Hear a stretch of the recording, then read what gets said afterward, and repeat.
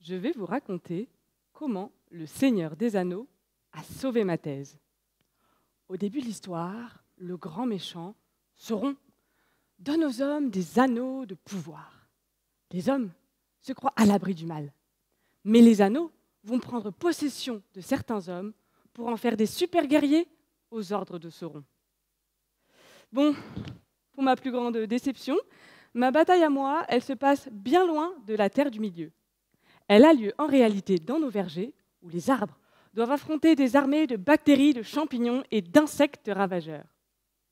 Pour tenir les arbres à l'abri du mal, nous avons longtemps utilisé les pesticides, nos anneaux de pouvoir à nous. Mais le problème, c'est que pendant toutes ces années, les maladies, elles ont appris à connaître les pesticides et elles savent aujourd'hui comment les contourner. Les sournois pesticides ont participé à renforcer les armées qui s'attaquent aujourd'hui à nos arbres. C'est en avançant dans ma lecture du Seigneur des Anneaux que je trouve la réponse à tous mes problèmes. À un moment de l'histoire, il y a un peuple d'arbres humanoïdes nommés les Ents qui arrive à se rebeller contre les armées de Sauron. Ces arbres ont cette force intérieure que nos arbres à nous ont perdue. La voilà ma solution.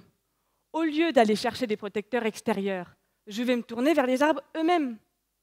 J'ai donc essayé de comprendre comment les Ents arrivent à lutter efficacement contre leurs différents adversaires. Je constate tout d'abord qu'à l'inverse de nos vergers modernes, les Ents, eux, sont tous différents.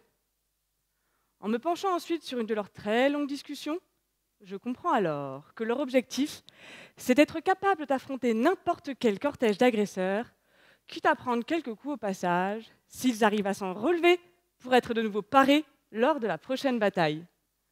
En un mot, ils veulent être résilients. J'ai donc décidé d'appliquer cette stratégie de défense dans nos vergers.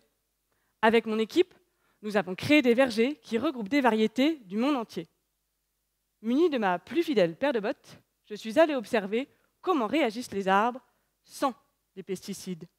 J'explore cette diversité et j'observe si certains arbres présentent cette capacité de résilience.